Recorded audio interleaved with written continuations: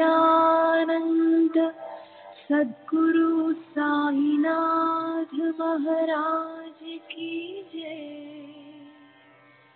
सद्गुरु श्री साईनाथुनि शरद बाबू जी की जय।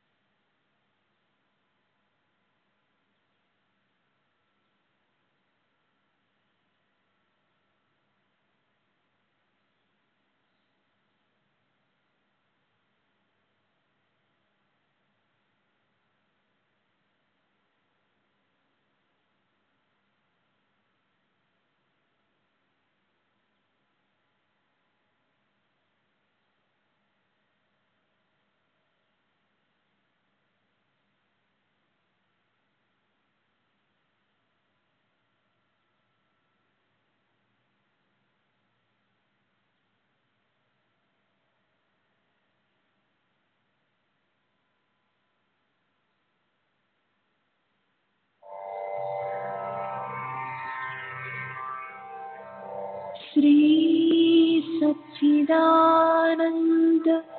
सद्गुरु साईनाथ महाराज की जय। सद्गुरु श्री साईनाथुनि शरद बाबूजी की जय।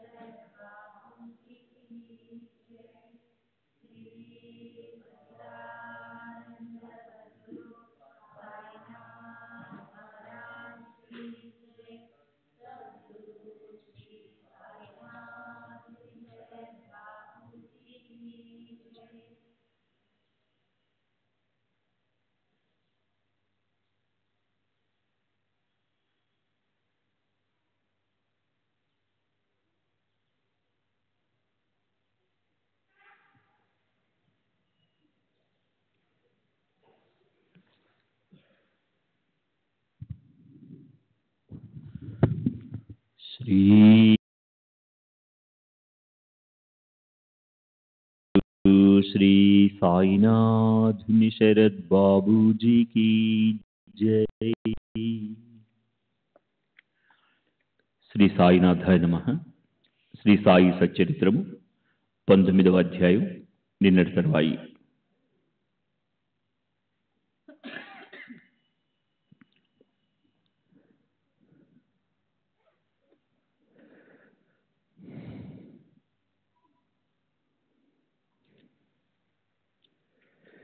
మధ్యాహ్న సమయంలోని ఈ హారతిని పురుషులు స్త్రీలు కలిసి చేస్తారు.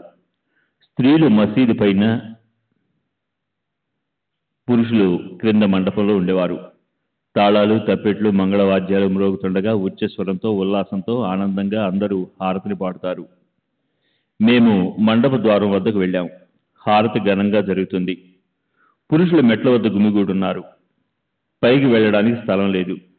హారతి పూర్తయ్యే వరకు క్రిందనే ఉండి తర్వాత భక్తులతో పాటు బాబా వద్దకు వెళ్ళవచ్చు అని నా ఆలోచన. నేను అలా అనుకున్నా మాధవరావు మెట్లెక్కి నా చేయి పట్టుకుని నన్ను కూడా బాబా వద్దకు లాక్కుని వెళ్ళాడు. బాబా తమ స్థానంలో నిశ్చలంగా కూర్చుని చిలింపీలుస్తున్నారు. వారి ఎదుట జోగు ఎడమ చేతో గంట వాయిస్తూ పంచారతిని ఇస్తున్నాడు. అలా ఆ హారతి సమయంలో మాధవరావు బాబా యొక్క కుడి వైపున కూర్చుని నన్ను బాబా ఎదురుగా కూర్చోబెట్టాడు. శాంతమూర్తి సత్పురుషుల్లో శిరోమణి అయిన బాబా మంజుల స్వరంతో, శ్యామరావు నాకు దక్షిణగా ఏమిచ్చాడో అని అడిగారు. బాబా, ఇదిగో శ్యామరావు ఇక్కడే ఉన్నాడు, దక్షిణకు బదులుగా నమస్కారాలను ఇస్తాను, అవి నేను బాబాకు అర్పించే 15 రూపాయలు అని అన్నాడు అని చెప్పాను. సరే, మీరు ఉభయులు ముద్రించుకున్నారా? మీరేం మాట్లాడుకున్నారు? అదంతా నాకు చెప్పు. నమస్కారాల కథ అలా ఉండని, అతనితో మాట్లాడిందంతా ఏమిటో నాకు వివరించి నాకు వినిపించు అని వారనగా, జరిగిన వృత్తాంతాన్ని బాబాతో చెప్పాలని నాకెంతో ఉత్సాహంగా ఉంది. కానీ గట్టిగా హారతి చప్పుడు, నాలోని పరమానందం నా పెదవుల నుండి ప్రవహించింది. తలగడగా అనుకుని కూర్చున్న బాబా నా మాటలు వినటానికి ముందుకు జరిగారు. నేను కూడా ముందుకు జరిగి చెప్పనారంభించాను. బాబా అక్కడ విన్న వృత్తాంతం మనసుకు మధురంగా అనిపించింది. అందులోని ఆ ముదుసరి స్త్రీ కథ అత్యంత అద్భుతం. శ్యామరావు ఆ విషయాన్ని చెప్పడంతో నా అజ్ఞానం నాకు తెలిసి వచ్చింది. ఆ కథ నెపంతో మీరు నన్ను అనుగ్రహించారని అర్థమైంది అని చెప్పాను. అప్పుడు బాబా అత్యంత ఉత్సుకతతో, ఏమిటా విశేషమైన కథ, ఎలాంటి అనుగ్రహం, అదంతా నాకు చెప్పని అడిగారు. అప్పుడే తాజాగా విన్న కథ, పైగా నా మనసులో బాగా నాటుకున్నది, ఉన్నది ఉన్నట్లు మనవి చేశాను. అది విని బాబా ప్రసన్నులైనట్లు కనిపించారు.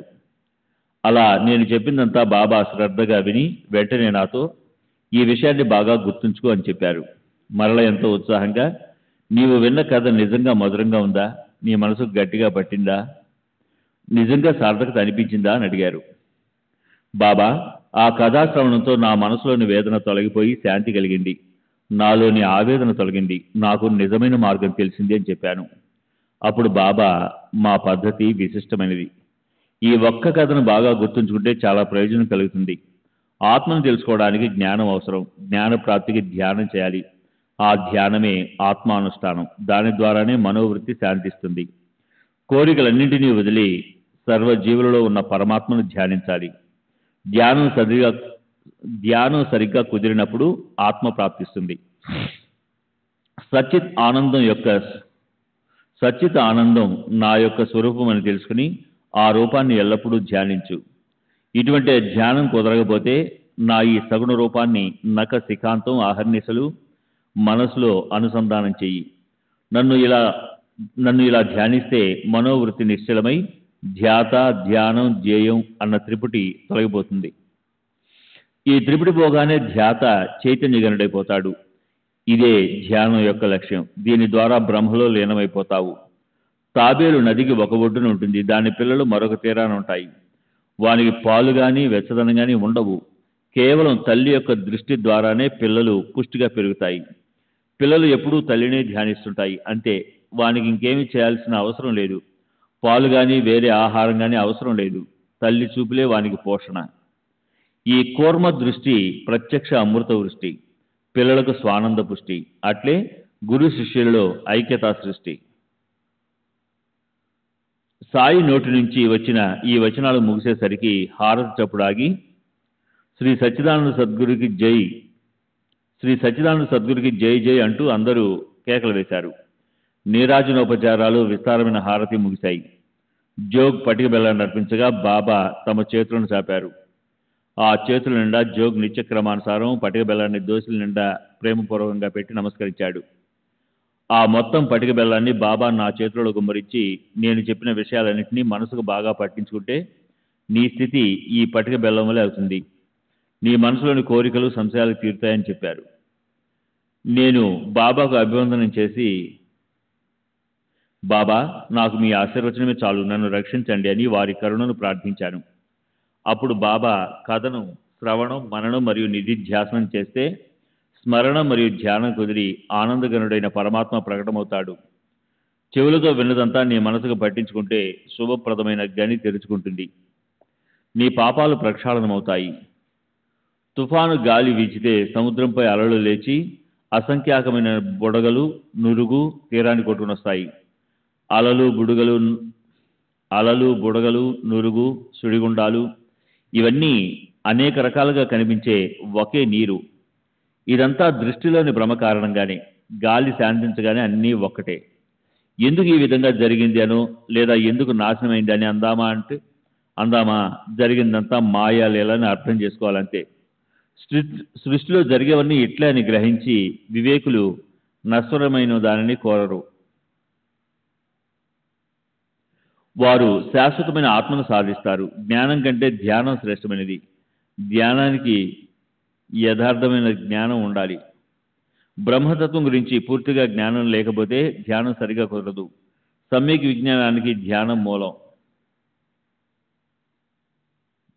దీనికి ప్రత్యేగాత్మానుష్ఠానమని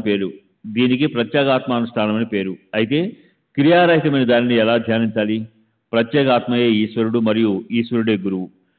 ముగ్గురులో అణుమాత్రమైన భేదం లేదు. వారిని వేరువేరుగా చూసిన వారు నష్టపోతారు. శ్రీ సచ్చిదానంద సద్గురు సాయినాథ్ మహారాజ్ की जय. सद्गुरु श्री साईनाथुनि शरद बाबू जी की जय.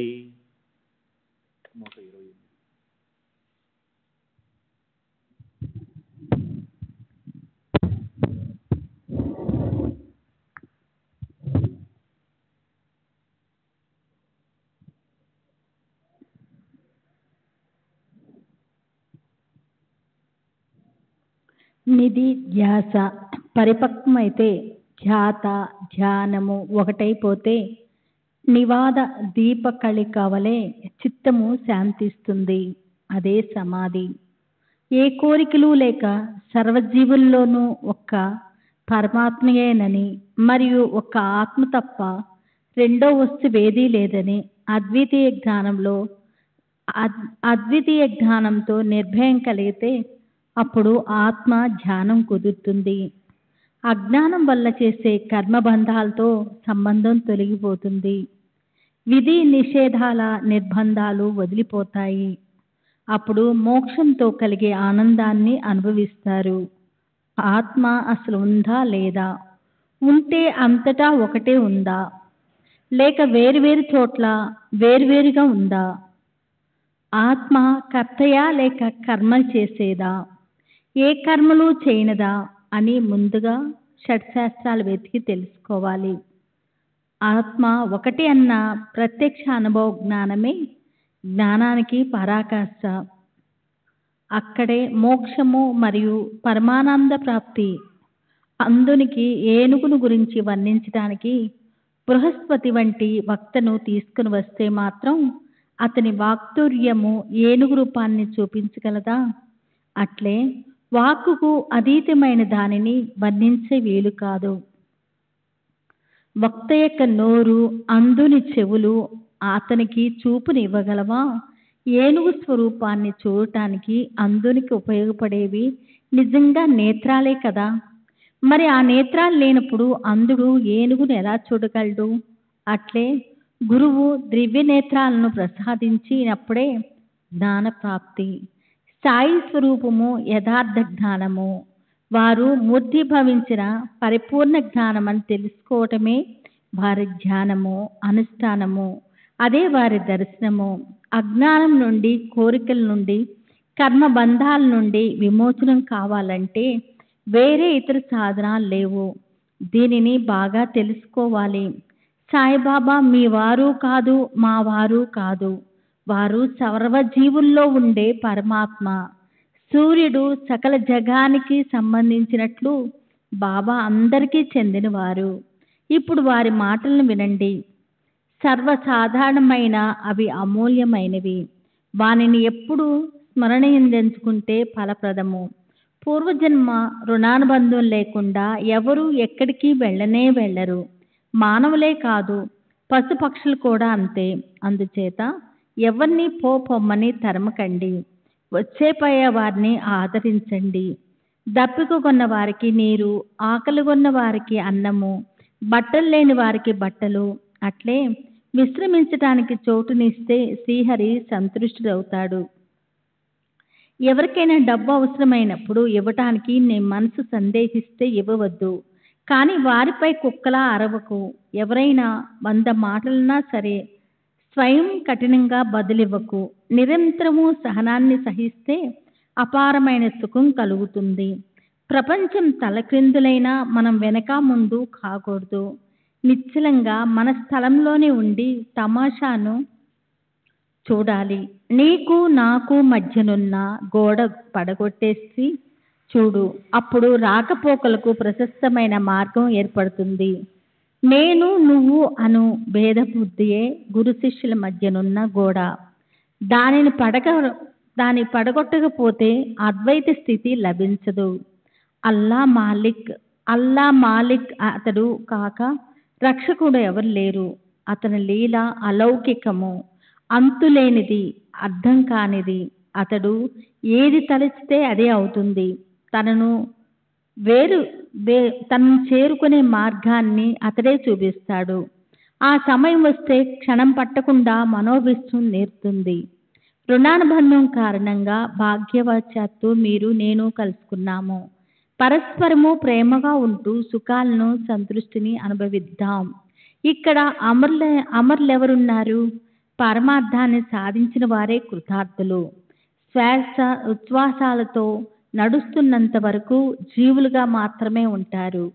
బాబా యొక్క ఈ కృపావచనాలు చెవులు పడగానే దప్పికొన్న వారికి నీరు లభించినట్లుగా ఆదుర్తాతో ఉన్న నా మనసుకు ఆనందం కలిగింది.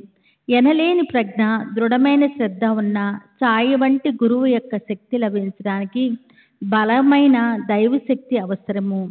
ఇందులోని సారము చూడగా భగవంతుడు గీతలో నిర్ధారణగా చెప్పినట్లుగా యదా మాం అంటే సర్వభారాలు కర్మలపైనే. యథా కర్మ యథా శృత. కర్మను ఎలా అభ్యాసం చేస్తే అలాగే హితం కలుగుతుంది. ఇదే ఈ అధ్యాయంలోని ఉద్దేశము. ఇదే ఇందులోని బోధామృతం. అనన్య చింతాయంతో మాం. ఇదే భగవద్గీతలోని మర్మము. అనన్యభావంతో ఆరాధించే వారి యోగక్షేమాలను గోవిందుడు చూస్తాడు. ఈ మధుర ఉపదేశాలను విని దేవాన్ భావాయత్ నేనా అన్న స్మృతివచనం స్మరణకు వచ్చింది. భగవంతుని భక్తిగా ఆరాధిస్తే అతడు మిమ్మల్ని ప్రేమిస్తాడు. నీవు బాగా ప్రయత్నం చెయ్యి. పాలను అంటే ఫలితాన్ని గురించిన చింతను వదిలిపెట్టు. పాలగిన్నె పట్టుకొని నేను మీ వెనకే నిలబడే ఉన్నాను అని చెప్తే ప్రయత్నం నేను చేస్తాను. పాలగిన్నెని మీరే ఖాళీ చేయించాలి అని అంటారేమో. అటువంటిది నాకు తెలియదు. చేసే పనిలో దక్షత ఉండాలి అన్న బాబా యొక్క ఈ ప్రతిజ్ఞావాణిని ప్రమాణపూర్వకంగా తలచి ప్రవర్తించే వారెవరైనా సరే ఇహపర సుఖాలు గని లభించినట్లుగా భావించాలి. ఇప్పుడు శ్రోతలను మరో విన్నపం. ఒక్క క్షణము సుస్థిరమైన మనసుతో బాబా నా నిశ్చయాన్ని బలపరిచిన స్వానుభవ కథ వినండి. మన మనసులలో మంచి సంకల్పం కలిగితే సాయి మహారాజు ప్రోత్సాహపరిచి తమ పెదవులు కదపకుండానే అనుగ్రహదానం చేసిన విషయాన్ని వినండి. వారికి అనన్యంగా శరణు వచ్చి భక్తి యొక్క కౌతుకాన్ని అవలోకించి ఆ పైన సాయి యొక్క లీలా విశేషాన్ని నిత్యనూతనంగా అనుభవించండి. ప్రాతకాల సమయము నిద్ర నుండి మేలుకోగానే మనసులో మంచి ఆలోచన తరంగాలు లేస్తే దానిని మరింతగా బలపరచాలి. ఆ వృత్తినే పోషిస్తే అత్యంత సంతోషం కలుగుతుంది. బుద్ధి కూడా వికసిస్తుంది. మనస్సుకు ప్రసన్నత కలుగుతుంది అని ఒక సత్పురుషుని వచనము. దీన్ని అనుభవపూర్వకంగా తెలుసుకోవాలనిపించింది. అట్లే అనుభవమై శాంతి లభించి అది వింతగా తోచింది. షిరిడి వంటి పవిత్ర క్షేత్రంలో గురువారం వంటి మంగళకరమైన రోజు రామనామాన్ని అఖండ ఆవర్తన చేయాలన్న సంకల్పం కలిగింది. బుధవారం రాత్రి శయ్య పైన శరీరము నిద్రావసమయ్యే వరకు మనసును రామనామస్మరణలో ఉంచి అదే ధ్యాసతో ఉన్నాను. ప్రాతకాలం మెలుకోగానే మనసుకు రామనామం గుర్తుకు వచ్చింది. దాంతో జిహ్వ సార్థకమైంది. మనసులోని ఆలోచనలు నిశ్చయం చేసుకున్నాను. మొహం కడుక్కొని శుచి అయి దొరికిన పూలను పట్టుకొని సాయి యొక్క ప్రాతः దర్శనాన్ని వెళ్ళాను. దీక్షితుని భవనం దాటి ఊటీ యొక్క వాడ బయట నుండే వెళుతుండగా ఒక ఔరంగాబాద్కరు సుందరమైన ఒక పద్యాన్ని మధురంగా పాడుతుండగా విన్నాను. ఆ పద్యాన్ని ఓవి రూపంలో చెప్పాలనుకుంటే పద్యంలోని స్వాభావికమైన మాధుర్యం పోతుంది. శ్రోతలు ఆనందించలేరు. శ్రీ సచ్చిదానంద సద్గురు సాయినాథ్ మహారాజ్ కి సద్గురు శ్రీ సాయినాథుని శరత్ బాబూజీకి నేను చెప్తున్నాను. అందువల్ల మొత్తం పద్యాన్ని అక్షరమక్షరం గానం చేస్తాను. దానివల్ల ప్రేమమయులైన శ్రోతలు ఆ పద్యంలోని ఉపదేశాన్ని గ్రహించి ఆనందిస్తారు. పద్యం. గురు కృపాంజన పాయా మేరే భాయి ఈ రామ బినా కచు మానా తానాహి अंदर राम बहर राम सपने में देखता सीता राम जगता राम सोवता राम जाहा देखे वाहा पुराण काम एक जनार्दनी అనుభవనీక జహదేవ్కే వహరాం సరీక. నేను మనసుని రామనామ స్మరణలో ఉంచాలని ముందే నిశ్చయించుకొని ప్రారంభం చేయటాన్ని పై పద్యం బలపరిచింది. దానిలో నా మనోనిశ్చయమనే అంకురానికి కరుణా గనులైన సాయి సమర్థులు ఆ పద్యం రూపంలో పింఛనం చేశారు అని బోధపడింది. ఔరంగాబాదుకర్ చేత తంబూరాని పట్టుకొని మండపం లోపల సాయి సముఖంలో ఉచ్చస్వరంతో పైకి గట్టిగా పాడుతున్న ఆ గానాన్ని విన్నాను. బాబా భక్తుడైన ఔరంగాబాదుకర్ నా వలనే బాబా చరణాలయందు అనురక్తుడు. అతనికి అనేక పద్యాలు కంఠస్థమై ఉండగా ఆ సమయాన ఆ పద్యమే ఎందుకు స్ఫురించింది? నా మనసులోనిది ఎవరికీ తెలియదే. మరి అతడు ఆ పద్యాన్నే ఎందుకు పాడాడు? బాబా ఏ విధంగా సూత్రాన్ని కదిలిస్తుంటే మనసులో అలాగే స్ఫురణ కలుగుతుంది. మనమంతా కేవలం కీలుబొమ్మలం. సాయి మాత సూత్రధారి. వారు స్వయంగా చెప్పకున్నా నాకు మంచి ఉపాసనను అందించారు. నా అంతరంగంలోని ఆలోచన బాబా మనస్సులో ప్రతిబింబించిందా అన్నట్లుగా బాబా ఈ విధంగా ప్రత్యక్ష అనుభవాన్ని కలిగించారని అనిపించింది. నామం యొక్క మహత్యం ఎంతో గొప్పది. దీనిని సాధువులు మహాత్ములు ఎంతగానో వర్ణించారు. పామరునైనా నేను ఎంతని వర్ణించగలను? వెళ్ళిన ఆ వ్యక్తి కూడా ఇంటి బయట బయలుదేరాడు. దీనివలనే స్వరూప ప్రాప్తి, ఆత్మ సాక్షాత్కారాన్ని కలిగించే రామా అను 2 అక్షరాలను మరా అని తిరిగేసి స్మరించి దారి దోపిడీ చేసే బోయవాడు ఉద్ధరింపబడి వాల్మీకి అయ్యాడు. విశేషమైన వాక్శుద్ధిని పొందాడు. మరా అని తిరిగేసి స్మరిస్తే అతని జిహ్వపై రాముడు ప్రకటమయ్యాడు. రాముడు జన్మించక ముందే రాముని అవతార చరిత్రను వ్రాశాడు. రామనామం ద్వారా పతిత పావనులవుతారు. రామనామంలో అమితమైన ప్రయోజనాలు. రామనామంతో భేదబుద్ధి తొలగి సమభావం కలుగుతుంది. రామనామంతో బ్రహ్మ ప్రాప్తి. రామనామ వర్తనతో జనన మరణాలు తొలగిపోతాయి. ఒక్క రామనామ స్మరణతో కోటి లాభాలు. రామనామధ్వని ఉన్న చోట విష్ణువు యొక్క సుదర్శన చక్రం తిరుగుతూ కోటి విఘ్నాలను ధ్వంసం చేస్తుంది. ఈ రామనామం దీనులను సంరక్షిస్తుంది. ఉపదేశించటానికి సాయిబాబాకు ఒక ప్రత్యేక కాలం కానీ, ఒక స్థలం కానీ, ఒక సమయం కానీ అవసరం లేదు.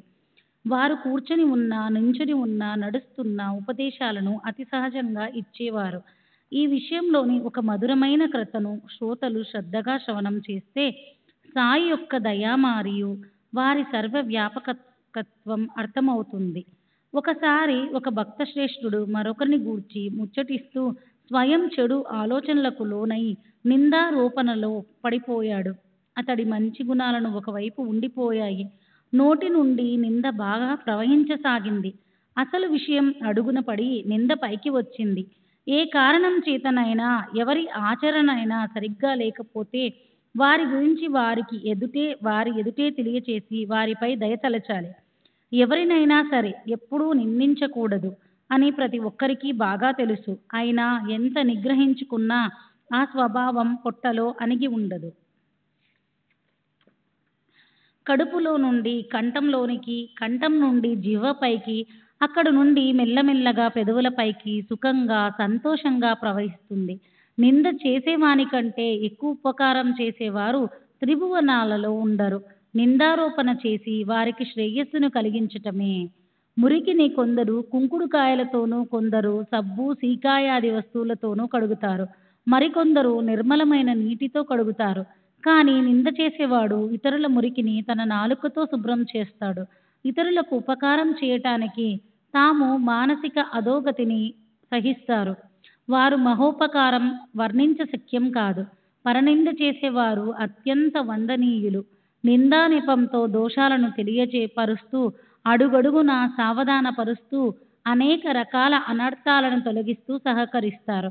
అట్టి వారి ఉపకారాన్ని నేనెంతని వర్ణించను? అట్టి వారి గొప్పతనాన్ని సాధు సత్పురుషులు ఎందరో అనేక రకాల వర్ణించారు. అలాంటి నింద చేసే వారికి నేను సాష్టాంగ ప్రణామాన్ని చేస్తాను. శ్రోతలకి బాగా విసుగు కలిగింది కదూ. నిందారోపణ చేసిన వాడు మల విసర్జనానికి బయట ప్రదేశానికి వెళ్ళాడు. బాబా దర్శనానికి భక్తులు మసీదుకు వెళ్ళారు. బాబా పూర్ణ అంతర్జ్ఞాని. ఆయా సమయాలకు సరిగ్గా భక్తులకు శిక్షణను ఇచ్చేవారు. వారు తర్వాత ఏం చేశారో వినండి. భక్తులతో సహా లెండీకి వెడుతూ బాబా ఆ నింద చేసిన వారిని గూర్చి అడిగారు. అతడు కాలువ వద్ద బయలు ప్రదేశానికి వెళ్ళినట్లు భక్తులు చెప్పారు. తమ కార్యక్రమాన్ని ముగించుకొని బాబా లెండి నుండి బయలుదేరారు. కాలువకు వెళ్ళిన భక్తుడు కూడా ఇంటికి బయలుదేరాడు. ఆ ఉభయులు పరస్పరం కలుసుకున్నారు.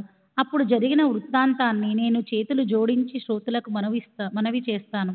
శ్రద్ధగా వినండి. అక్కడ ఒక కంచె పక్కన ఒక ఊరపంది మలాన్ని మృష్టాన్నంలా చప్పరిస్తూ తినేస్తుంది. బాబా చేతితో దానిని అతనికి చూపించారు. చూసావా, జనుల మలం దాని జివ్వకు ఎంత మధురంగా ఉందో. తన ఆప్త జనుల మీద కోపాన్ని ప్రదర్శించి తన కోరికను యథేచ్ఛగా తీర్చుకుంటోంది. ఎంతో పుణ్య సంచయం వలన ప్రాప్తించిన ఈ మానవ జన్మను ఇలా వ్యర్థం చేసుకునే ఆత్మఘాతుకానికి ఈ షిరిడి ఏం సుఖం ఇవ్వగలదు అని అంటూ బాబా వెళ్ళిపోయారు. నింద చేసిన ఆ భక్తుడు మనసులో చాలా బాధపడ్డాడు. ఉదయం చేసిన నిందారోపణ గుర్తుకు వచ్చింది. అతని హృదయంలో బాబా మాటలు బాగా గుచ్చుకున్నాయి. ఆయా సందర్భాలను అనుసరించి బాబా అలా భక్తులకు బోధించేవారు. ఆ బోధలోని సారాన్ని అంతరంగంలో భద్రపరుచుకుంటే పరమార్థం ఎంతో దూరంలో ఉండదు.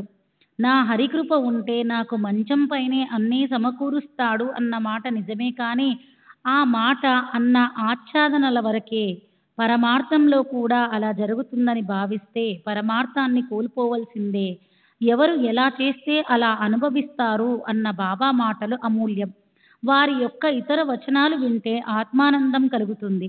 శ్రద్ధాభక్తులుంటే అవి హృదయంలోనికి చొచ్చుకుపోతాయి. నేను జలంలో, భూప్రదేశంలో, మ్రానులలో, జనులలో, వనాలలో, దేశ విదేశాలలో, ఆకాశంలో, ప్రకాశంలో వ్యాపించి సంచరిస్తూ ఉంటాను. నేను ఒకే ప్రదేశంలో ఉండేవాడిని కాదు. 3.5 మూరలలో పరిమితమై ఉన్నానని, ఇదే నా వ్యాప్తి అని అనుకునే వారిని భ్రాంతి నుండి తొలగించడానికి నేను శరీరాన్ని ధరించాను. అహర్నిశలు అనన్యంగా నన్ను నిష్కామంగా ఆరాధించే వారికి దైవత్వ భావం లేని నాతో ప్రత్యక్ష ఏకాత్మత ప్రాప్తిస్తుంది. మాధుర్యం లేకుండా బెల్లం, తరంగాలు లేకుండా సాగరం, తేజస్సు లేకుండా కళ్ళు ఉండవు కదా. అట్లే నేను లేకుండా ఏ అమాయక భక్తుడు ఉండడు. శ్రీ సచ్చిదానంద సద్గురు సాయినాథ్ మహారాజ్ కీ జై. సద్గురు శ్రీ సాయినాథుని శరత్ బాబూజీకి జై. జనన మరణ ఆవర్తన తప్పించుకోవాలని నిశ్చయించుకున్న వారు ప్రయత్నపూర్వకంగా ధర్మానుసారంగా ప్రవర్తించాలి. నిశ్చల మనసుతో ఉండాలి. కఠినమైన మాటలు త్యజించాలి. ఎవరి మనసును మాటలతో నొప్పించరాదు. ఎల్లప్పుడూ పరిశుద్ధ కర్మలయందే నిరతులై ఉండాలి. మనసును స్వధర్మంలో ఉంచాలి. మీ మనోబుద్ధులను నాకు సమర్పించి నన్ను ఎల్లప్పుడూ స్మరించండి. ఇలా చేస్తే శరీరానికి ఎప్పుడు ఏమి జరిగినా ముమ్మాటికి ఏ భయం ఉండదు. అనన్యంగా నా యందు దృష్టి ఉంచి నా కథలను వర్ణించేవారు, వినేవారు ధన్యులు. నా స్మరణ తప్ప అన్య ఆలోచనలేవీ లేకుండా ఉంటే చిత్తం పరమాత్మలో లీనమైపోతుంది. నా శరణు పొందు నా నామాన్ని స్మరించు అని అందరికీ బాబా చెప్పారు. దానితో పాటు నేను ఎవరు అని తెలుసుకోవటానికి శ్రవణ మననాలను ఆజ్ఞాపించారు. ఒకరికి భగవన్నామ స్మరణ, ఒకరికి భగవల్లీలా శ్రవణం, ఒకరికి భగవత్పాద పూజ, ఇలా విభిన్న ప్రకృతి కలవారికి వేరు వేరు సాధనలను చెప్పారు. ఒకరికి ఆధ్యాత్మిక రామాయణ పఠన, ఒకరికి జ్ఞానేశ్వరి పురస్చరణ, మరొకరికి హరివరద పారాయణ, ఇంకొకరికి గురుచరిత్ర అధ్యయనం, ఒకరిని తమ పాదాల వద్ద కూర్చుండబెట్టుకుంటే మరొకరిని ఖండోబా మందిరానికి పంపారు. ఇంకొకరి కంఠానికి ప్రేమతో విష్ణు సహస్రనామావళి కట్టారు. ఒకరికి రామ విజయాన్ని ఉపదేశిస్తే మరొకరికి ధ్యానాన్ని, నామ మహత్యాన్ని, ఇంకొకరికి చాందోగ్య ఉపనిషత్తును, గీతా రహస్యాన్ని ఉపదేశించి వీనిలో విశ్వాసం ఉంచి దీనిలోని స్వాభావిక మాధుర్యాన్ని శ్రద్ధతో అనుభవించండి అని చెప్పేవారు. బాబా అలా ఒకరికి ఒకటి మరొకరికి మరొకటి బోధ చేసేవారు. వారి దీక్షా పద్ధతి అనేక రకాలు, అవి అనంతం. ఒకరికి ప్రత్యక్షంగా దీక్షనిస్తే మరొకరికి దృష్టాంతాలతో ఇచ్చేవారు. వారి ఉపదేశాలు అపూర్వంగా విశేషంగా ఉండేవి. అనేక వర్ణాల భక్తులు పరుగు పరుగున వారి దర్శనానికి వస్తారు. మద్యపానం పైన ప్రీతి ఉన్నవారి స్వప్నంలోకి వెళ్ళేవారు.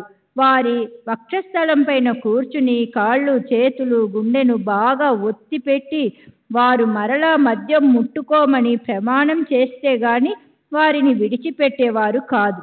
వివాహం జరిగే గృహాలలో జ్యోతిష్కులు హరిహరులు చిత్రాలను వేసినట్లుగా బాబా భక్తుని స్వప్నంలో గోడపైన గురు బ్రహ్మ అనే మంత్రాన్ని వ్రాసేవారు. ఎవరైనా రహస్యంగా ఆసనాలను వేస్తూ హఠయోగ సాధనలను చేస్తుంటే బాబా తమ దివ్య జ్ఞానంతో తెలుసుకుని గురి తప్పని బాణం గుచ్చుకునేలా బోధించేవారు. ఎవరో అపరిచితుణ్ణి పట్టుకుని అతనితో ఇంత తిని నిశ్చింతగా కూర్చోలేవా, ఓపిక పట్టి ఉండు అని కబురు పంపారు. ఒకరితో ప్రత్యక్షంగా మాది చాలా కఠినమైన పద్ధతి, 1-2 సార్లు చెప్పి చూస్తాం, చివరి ప్రయత్నం చాలా కఠినంగా ఉంటుంది. ఒకసారి చెప్తాం, 2 సార్లు చెప్తాం, ఎవరైనా మా మాటలను లక్ష్య పెట్టకపోతే కన్న బిడ్డలనైనా సరే 2 ముక్కలుగా చీరి పారేస్తామని చెప్పేవారు. సాయిబాబా మహాజ్ఞాని. పామరునైన నేను ఆ మహానుభావుని చమత్కారాలను ఎలా వర్ణించగలను? వారు ఒకరికి విరక్తిని, జ్ఞానాన్ని కలుగజేస్తారు, ఒకరికి సద్భావాన్ని, భక్తిని కలుగజేస్తారు, ఒకరికి ప్రపంచ వ్యవహారాలలో నడుచుకునే పద్ధతిని ప్రశస్తమైన రీతిలో శిక్షణిస్తారు. ఉదాహరణకు విచిత్రమైన ఒక సంఘటనను శ్రోతలకు చెప్తాను.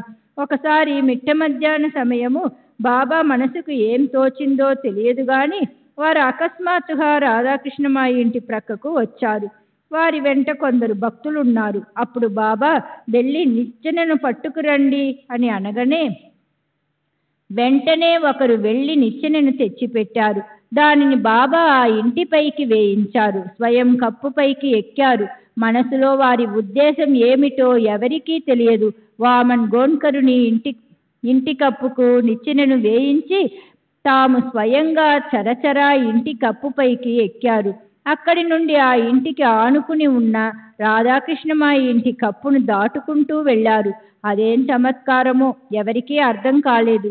అప్పుడు రాధాకృష్ణబాయి తీవ్రమైన చలి జ్వరంతో అనారోగ్యంతో ఉంది.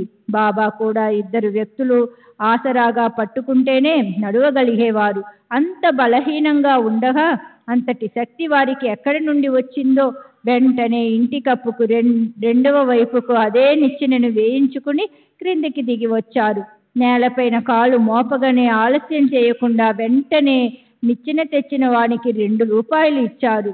నిచ్చెనను 2 వైపులా వేయటం ఏమంత కష్టమైన పని? ఆ శ్రమకు ఫలితంగా బాబా అంత డబ్బు ఇచ్చి రుణం తీర్చుకున్నారు. నిచ్చెన తెచ్చిన వానికి బాబా అంత డబ్బు ఎందుకు ఇచ్చారు అని కుతూహలంతో వారిని అడగాలని అనుకున్నారు. ఒక వ్యక్తి ధైర్యంతో వారిని ప్రశ్నించగా బాబా ఎవరి శ్రమ భారాన్నైనా ఉచితంగా లవలేశమైనా తీసుకోకూడదు. ఎవరితోడైనా పని చేయించుకోవచ్చు, కానీ ఎవరి శ్రమను ఉచితంగా తీసుకోరాదు అని ఒక నియమాన్ని పాటించాలి అని బాబా ప్రత్యుత్తరం ఇచ్చారు. బాబా ఉద్దేశాన్ని ఎవరు అర్థం చేసుకోగలరు? వారి విషయాలు వారికే అర్థమవుతాయి. సత్పురుషుల అంతరంగం అత్యంత గూఢంగా ఉంటుంది. వారి నోటి నుండి వెలువడిన మాటలే మనకు ఆధారం. వారి ఉపదేశాలను అనుసరించి ప్రవర్తిస్తే ప్రపంచ వ్యవహారాలు చక్కగా సుఖంగా సాగిపోతాయి. తరువాతి అధ్యాయం ఇంతకంటే మధుర రసభరితం. అమాయకురాలైన ఒక పనిపిల్ల వేదాంతంలోని గూఢమైన చిక్కును విడదీస్తుంది. హరిదాసు అయిన దాసగను జనులకు ఉపకారం చేయాలని ఈశావాస్య ఉపనిషత్తును మరాఠీ భాషలోకి అనువదించాలని నడుం కట్టాడు. సాయిబాబా అనుగ్రహంతో గ్రంథరచన అయింది. కానీ ఏవో కొన్ని గూఢార్థాలు తెలియక అతని మనసుకు సందేహం కలిగింది. మరి ఆ సమస్యను బాబా ఎలా పరిష్కరించారు? బాబా షిరిడీలోనే కూర్చుని దాసగనుతో, నీవు పార్లేకు తిరిగి వెళ్ళినప్పుడు కాకాదీక్షింటిలోని పనిచేసే పిల్ల నీ సందేహాలను తీరుస్తుంది అని చెప్పారు. ఈశావాస్యమనే కమలాల సరోవరంలో బాగ్దేవి అనే భ్రమరం జూంకారం చేస్తూ తిరుగుతుంటే చతురులైన శ్రోతలు ఆ ఆనందాన్ని అనుభవించండి. తరువాతి అధ్యాయంలో ఈ కథను చెప్పేవారు, చెప్పించేవారు సాయి దయామయులు. సావకాశంగా శ్రవణం చేస్తే శ్రోతలకు శుభం కలుగుతుంది. హేమాడ్ సాయికి మరియు సర్వజీవులలోని భగవంతునికి శరణు వేడుతూ శ్రోతలు సావధానంగా వినాలని వేడుకుంటున్నాడు. స్వస్తి శ్రీ సంత సజ్జన ప్రేరితము భక్త హేమాడ్పంత్ విరచితము అయిన శ్రీ సాయి సమర్థ సచ్చరితంలో మదనుగ్రహమును 19వ అధ్యాయం సంపూర్ణం. శ్రీ సద్గురు సాయినాథార్పణమస్తు. శుభం భవతు. శ్రీ సచిదానంద సద్గురు సాయినాథ్ మహారాజ్ కీ జై. సద్గురు శ్రీ సాయినాథ్ శరత్ బాబూజీ కీ జై. శ్రీ సచిదానంద సద్గురు సాయినాథ్ మహారాజ్ కీ జై. సద్గురు శ్రీ సాయినాథుని శరత్ బాబూజీ కీ జై. శ్రీ సాయి సచరిత 20వ అధ్యాయము. శ్రీ గణేశాయ నమః. శ్రీ సరస్వత్యై నమః. శ్రీ గురుభ్యో నమః. శ్రీ కులదేవతాయై నమః. శ్రీ సీతారామచంద్రాభ్యాయ నమః. శ్రీ సద్గురు సాయినాథాయ నమః. ఓం నమో గురువరా. అనుగ్రహ వచనాలే ముత్యాలను కలిగిన మానస సరోవర, నీ చరణాల వద్ద అనన్య భక్తులు హంసల వలె ఆశ్రయించి ఉన్నారు. మహా ఉదారులైన మీరు మిమ్మల్ని ఆశ్రయించిన వారికి మీ అనుగ్రహమనే ముత్యాలను ప్రసాదించి వారికి ఆత్మస్వరూపంలో విశ్రాంతిని కలిగించి వారి జనన మరణాల రాకపోకలను తొలగిస్తారు. సాయి సిద్ధుని ఆశ్రమం ఎంత గొప్పది! దర్శనంతో ప్రపంచంలోని కష్టాలను పోగొడుతుంది. దాని పరిసరాలలో ఉన్న వారి భవభ్రమలను, అశాంతిని పారిపోయేలా చేస్తుంది. సాయి అసలు నిరాకారమే అయినా భక్తుల కొరకు సాకార రూపాన్ని ధరించారు. మాయా నటి రూపాన్ని గ్రహించి నటుని వలె లీలలను ప్రదర్శించారు. అటువంటి సాయిని ఒక్క క్షణం ధ్యానించి షిరిడీకి వెళ్ళి అక్కడ మధ్యాహ్న హారతి తరువాత కార్యక్రమాన్ని శ్రద్ధగా చూద్దాం. మధ్యాహ్న హారతి తరువాత సాయి మహారాజ్ మసీదు చివరకు వచ్చి అత్యంత కృపాదృష్టితో భక్తులకు విభూతిని పంచిపెడతారు. ప్రేమికులైన భక్తులు వెంటనే వారి చరణాలను ఆలింగనం చేసుకొని నుంచొని బాబా వదనాన్ని అవలోకిస్తూ వారిపై బాబా కురిపించే విభూతిని స్వీకరిస్తారు. బాబా పిడికెళ్ల నిండా విభూతిని నింపుకుంటూ భక్తుల చేతులలో పోసేవారు. తమ బొటని వ్రేలితో భక్తుల నుదుట అద్దేవారు. వారి హృదయంలో అత్యంత ప్రేమ. తమ్ముడు, భోజనానికి వెళ్ళు. అన్నా, నువ్వు కూడా వెళ్ళు. వెళ్ళి కమ్మగా తిను. మీరిద్దరూ ఇళ్లకు వెళ్ళండి అని ఒక్కొక్కరికి చెప్పేవారు. అదంతా గతించిన వైభవం. ఇప్పుడు దానిని చూడలేకపోయినా షిర్డీలో ఆయా వేళలందు ఆయా స్థానాలలో నిశ్చలంగా ధ్యానిస్తే అది కనిపిస్తుంది. ఈ విధంగా సాయిని నఖశిఖ పర్యంతం ధ్యానిస్తూ భక్తిగా వారికి సాష్టాంగ ప్రణామం చేసి కథను కొనసాగిస్తాను. గత అధ్యాయంలో బాబా పనిపిల్ల ద్వారా వేదశృతి యొక్క అర్థాన్ని వివరించారు అని శ్రోతలకు చెప్పాను కదూ. ఈశావాస్య భావార్థ బోధిని అన్న గ్రంథాన్ని దాసగను వ్రాయన ఆరంభించాడు. అందులో అతనికి సందేహం కలగగానే ఆ సంశయ నివృత్తికై షిరిడీకి వచ్చి సద్గురు చరణాల వద్దకు చేరాడు.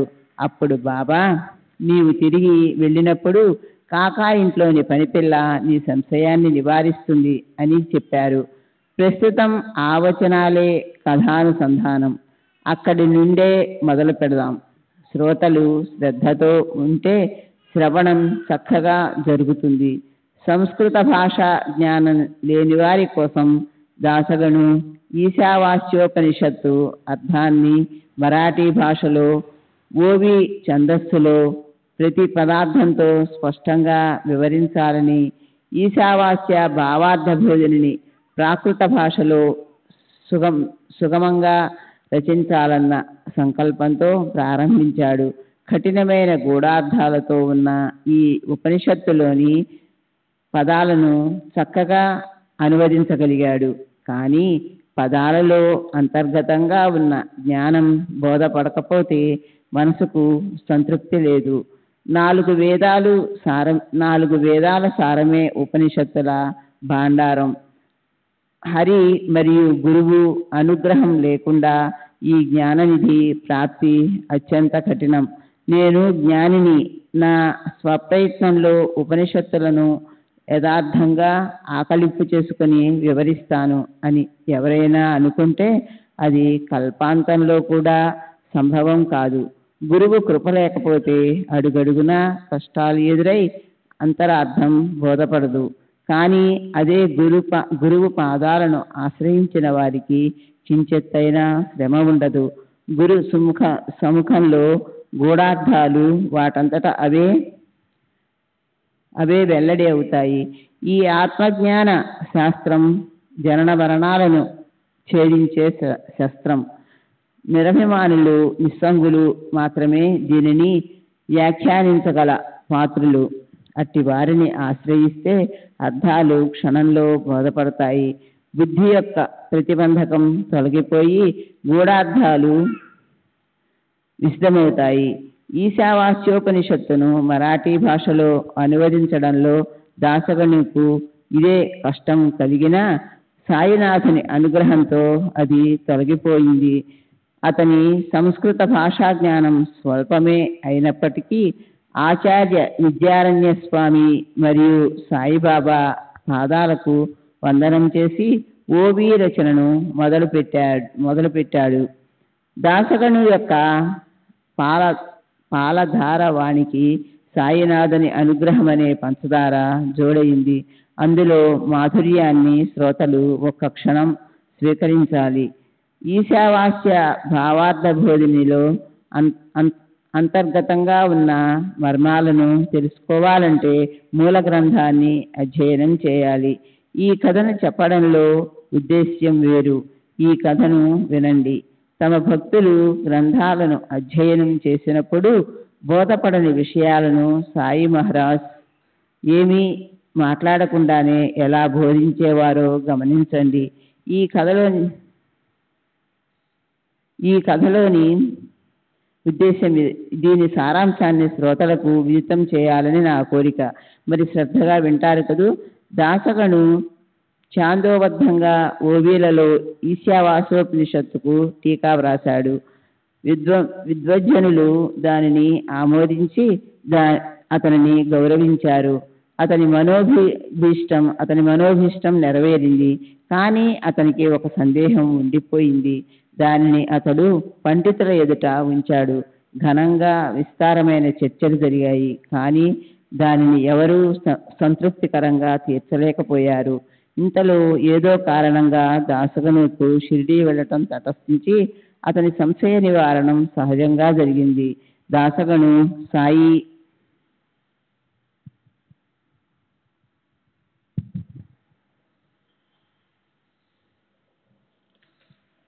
సాయి దర్శనానికి మసీదుకు వెళ్ళి శ్రీవారి చరణాలపై మస్తకాన్నించి సాష్టాంగ నమస్కారం చేసి సంతుష్టుడయ్యాడు. సత్పురుషుల అనుగ్రహం అవలోకనం, వారి నోటి నుండి వెలువడే మధుర వచనాలు, వారి మందహాస వదనం భక్తులకు శుభప్రదం. సత్పురుషుని దర్శన మాత్రంతో సకల దోషాలు క్షాళనమవుతాయి. అట్టి వారి సన్నిధానంలో ఎల్లప్పుడూ ఉండగలిగిన వారి పుణ్యాన్ని ఎంతని వర్ణించగలను? ఏం గను, ఎక్కడ నుండి రాక? అంతా కుశలమేనా? మనసు ప్రసన్నంగానే ఉంది కదా అని బాబా దాసగనుని ప్రశ్నించారు. మీ అనుగ్రహ చిత్రం ఉండగా నేనెందుకోసం దుఃఖించాలి? బాగా ఆనందంగా ఉన్నాను అని జవాబిచ్చాడు. మీకంతా తెలుసు, అయినా లోకాచారంగా అడుగుతున్నారు. మీరు క్షేమ సమాచారాలను ఎందుకు అడుగుతున్నది నాకు తెలుసు. ఒక కార్యాన్ని నాతో స్వయం ఆరంభం చేసి అది రంగు రూపాలతో ఒక దశకు వచ్చాక మధ్యలో దానిని ఎవరూ పరిష్కరించలేని సమస్యను తెచ్చిపెడతారు అని చెప్పాడు. అలా ఆ ఇద్దరు పరస్పరం ముచ్చరించుకుంటూ ఉండగా దాసగను బాబా చరణ సంవాహన చేస్తూ ఈశావాస్య భావార్థ బోధనని గురించి అడిగాడు. బాబా, ఈశావాస్య భావార్థ బోధనని రచిస్తుంటే నా మనసులో ఏవో సందేహాలు కలిగి కలం ఆగిపోయింది. వానిని విడమర్చి చెప్పండి అని జరిగినదంతా బాబా చరణాల వద్ద మొరపెట్టుకొని తన సంశయాలు తీరడం కష్టమని తెలియజేశాడు. సాయినాథ, ఈశావాస్య ఉపనిషత్ కథ వ్రాయడంలో నా గ్రంథ పరిశ్రమ వృధాయే అని మీకు బాగా తెలుసు.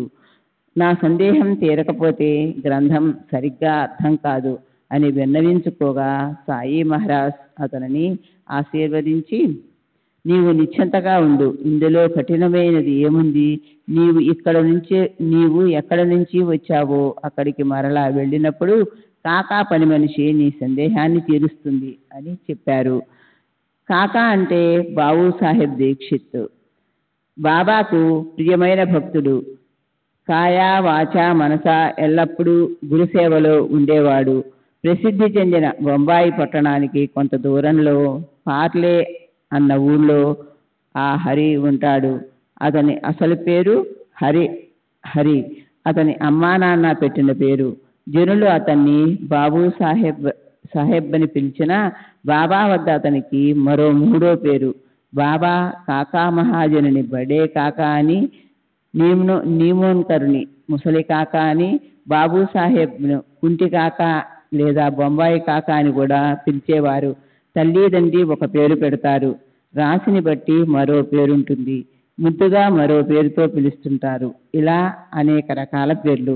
సాయి మహారాజ్ విచిత్రమైన పేర్లు పెట్టేవారు. ఆ పేర్లతోనే ఎప్పుడు వారు చలామణి అయ్యేవారు. వానిని భక్తులు ప్రేమగా బిరుదుల వలె తలచేవారు. ఒకసారి భిక్షు, ఒకసారి కాకా అంటూ బాబా వేసిన ముద్రతోనే దీక్షిత్కు షిరిడీలో కాకా అని ప్రసిద్ధుడయ్యాడు. కాకా పని మనిషి సంశయాన్ని ఎలా తీర్చగలదా అని దాసగను మరియు అందరికీ కూడా ఆశ్చర్యం కలిగింది. పని మనిషే కదా, ఆమెకు అంత శాస్త్రజ్ఞానం ఉంటుందా? ఏం వింత! ఇదంతా విచిత్రంగా ఉంది. వేదస్మృతి యొక్క వ్యుత్పత్తి జ్ఞానం ఎక్కడా, పనిపిల్ల జ్ఞానం ఎక్కడా? సాయి మహారాజ్ పరిహాసం చేశారని జనులు అనుకున్నారు.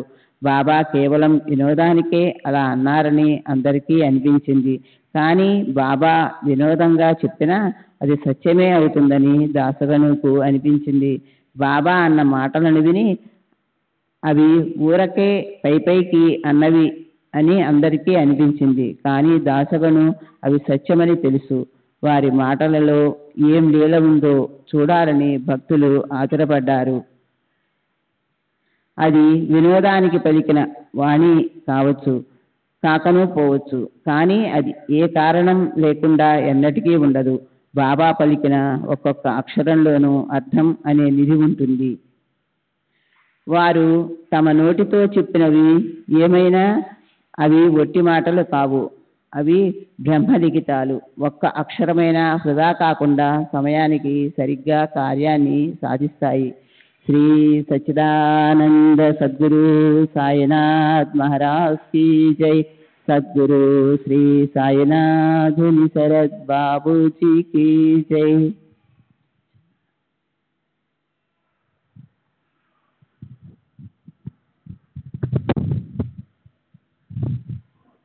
శ్రీ సచ్చిదానంద సద్గురు సాయినాథ్ మహారాజ్ కీ జై.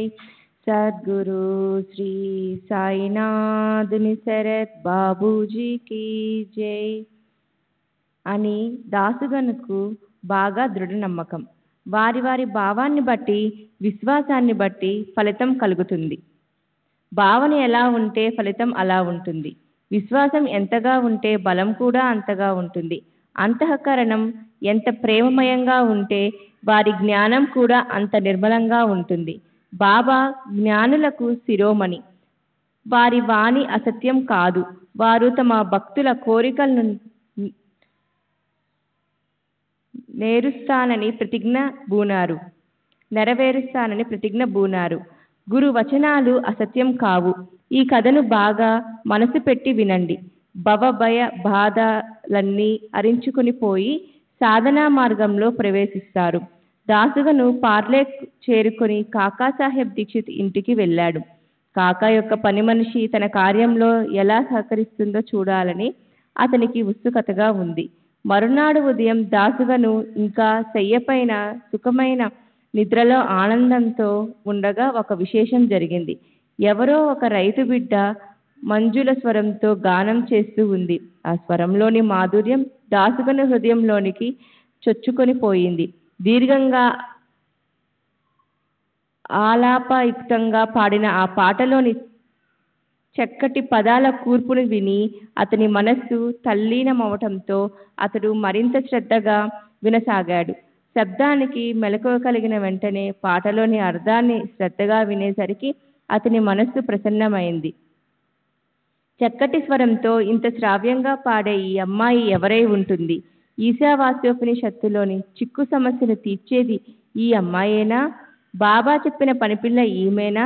సంస్కారం లేని వాణి నుండి వేద శృతికి అర్థాలు తెలియచేసి పిల్ల ఎవరో చూడాలని అనుకుని బయటకు వెళ్ళి చూడగా నిజంగానే ఒక రైతు బిడ్డ కాకా ఇంట్లో మోరీ వద్ద అంట్ల గిన్నెలు తోముతుంది.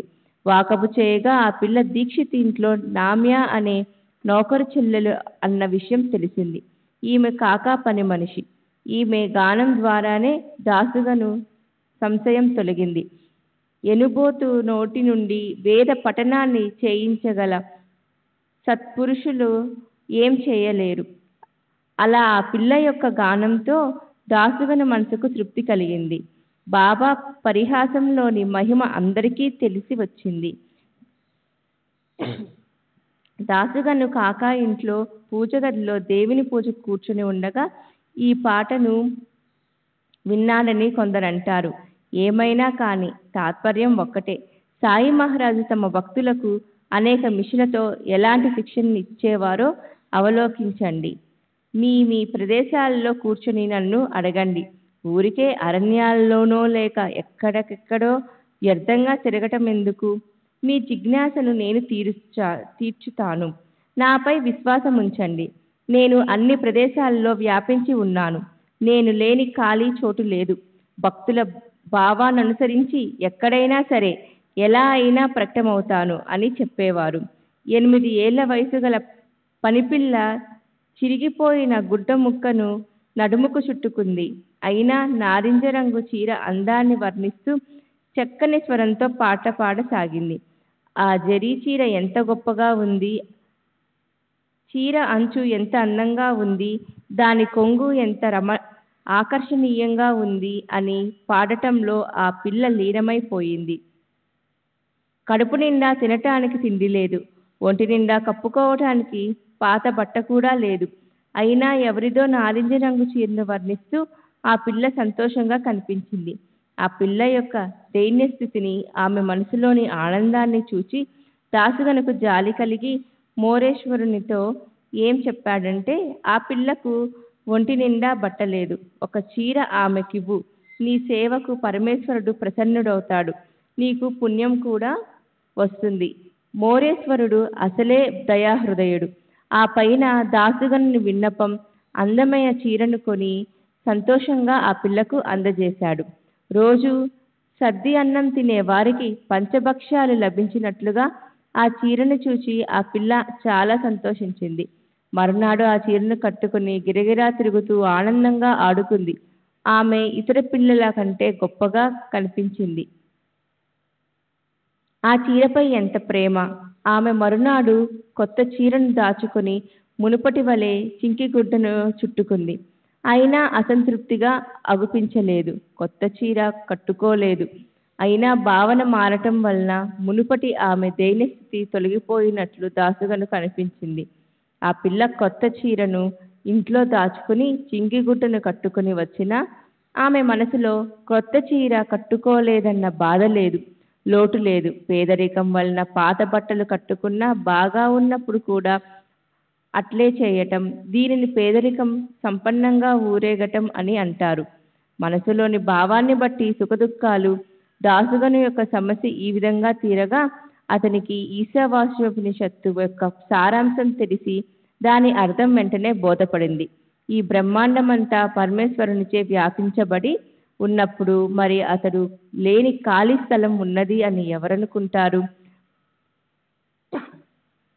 పరబ్రహ్మ పూర్ణం, ఈ జగత్తు కూడా పూర్ణం. పూర్ణ బ్రహ్మ నుండి పూర్ణ జగత్తు ఉద్భవించింది. పూర్ణం నుండి పూర్ణం తీసివేస్తే పూర్ణమే మిగులుతుంది. పనిపిల్ల యొక్క పేదరికం ఈశ్వరుని అంశం. చింకి చీర కూడా ఈశ్వరుని అంశము. దాతగా దానం దేయం వీని అన్నింటిలోనూ ఒకే ఈశ్వరుడు నిండి ఉన్నాడు. నేను నాది అన్న భావాన్ని పారద్రోలి ఎప్పుడూ నిర్విమానంగా ఉంటూ దేనిని అభిలషించకుండా సుఖాలను త్యాగ పూర్వకంగా అనుభవించాలి. ఇటువంటి బాబా యొక్క అమోఘమైన వాణి అనేకులకు అనుభవమైంది. బాబా శరీరం ఉన్నంత వరకు షిరిడీ విడిచి వెళ్ళకున్నా వారు జనుల మధ్య కానీ లేక నిర్జన ప్రదేశాలలోనూ ప్రకటమవుతారు.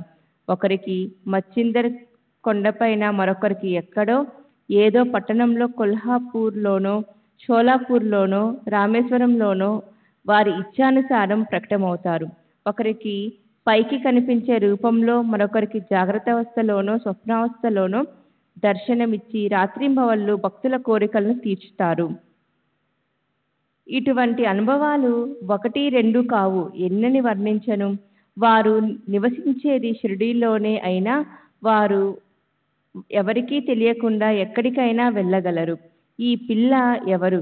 ఎవరి బిడ్డ? పేదరికంలో ఉన్న పని మనిషి ఆమె నోటి నుండి సహజంగా నారింజ రంగు చీరపై గానం వచ్చింది.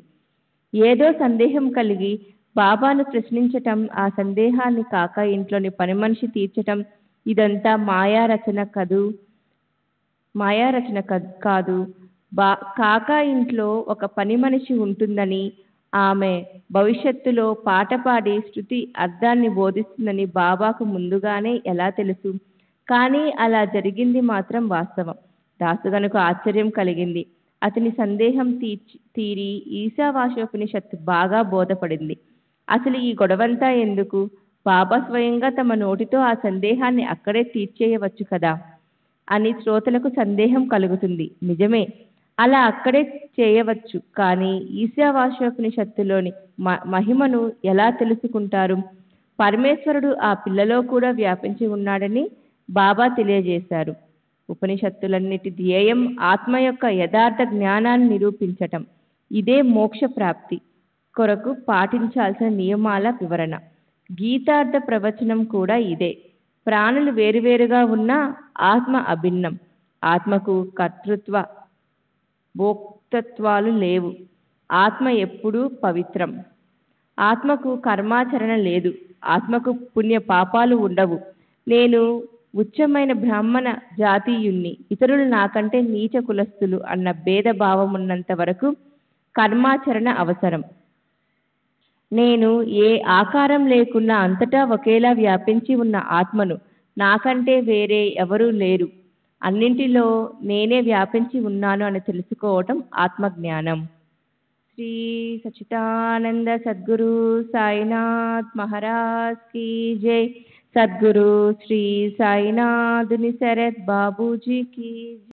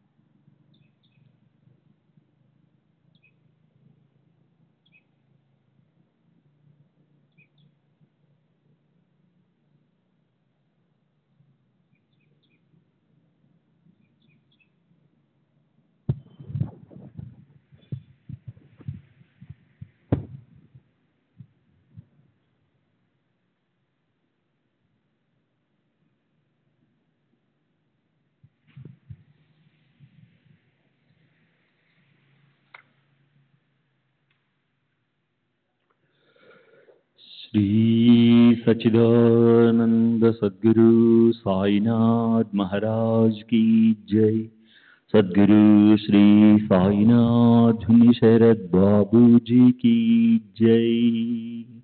साई रहम नजर करना, बच्चों का पालन करना.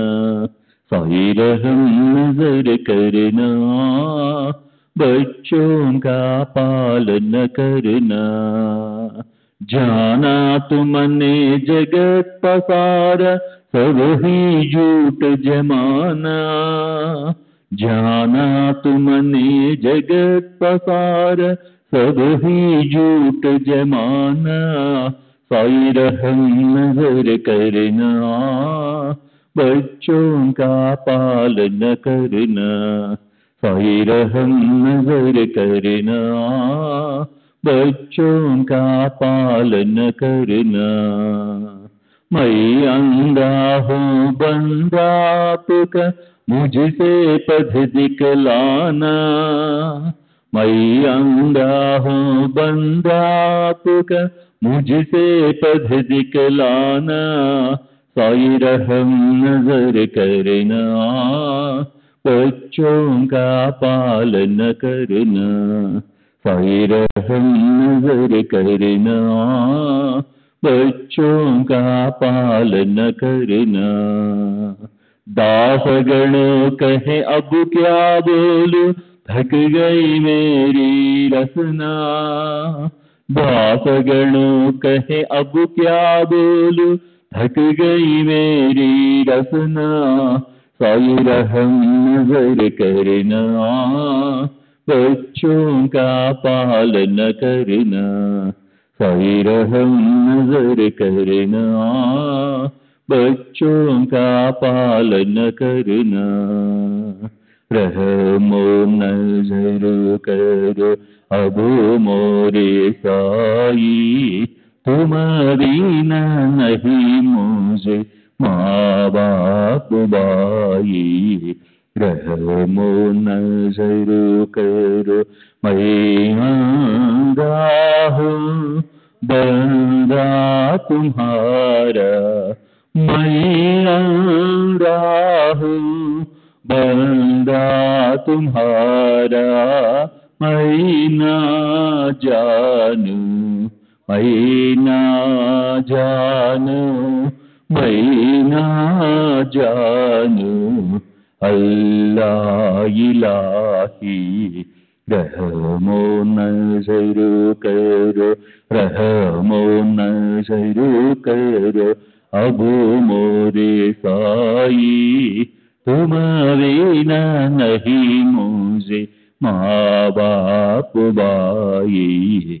रहमो नजर करो, काली जमाना मैंने गमाया, काली जमाना मैंने गमाया, साथी आखिर का, साथी आखिर का, साथी आखिर का, तुम बिन कोई। रहमो नजर करो, रहमो नजर करो, अब मोरे साई तुम बिना नहीं मुझे माँ बाप बाई।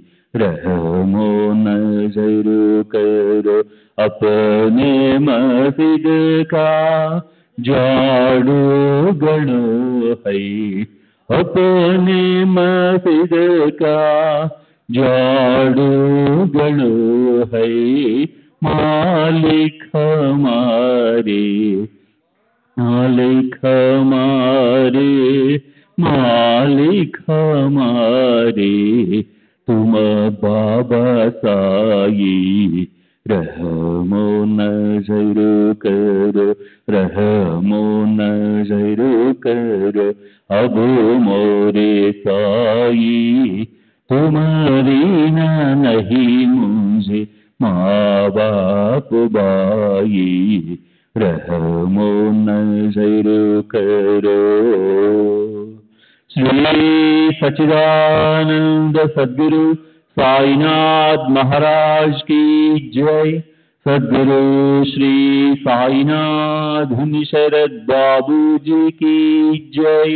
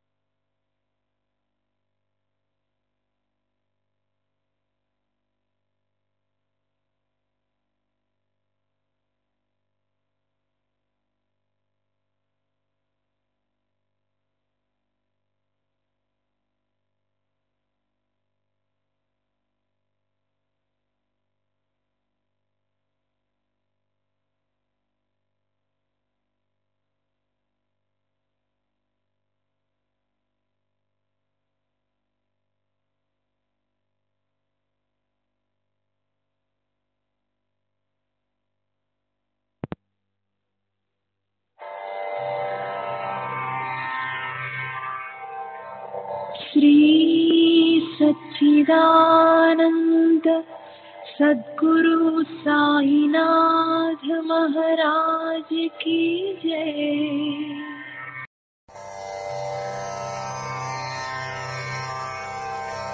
श्री सच्चिदानंद सद्गुरु साईनाथ महाराज की जय। सद्गुरु श्री साईनाथुनि शरद बाबू जी की जय।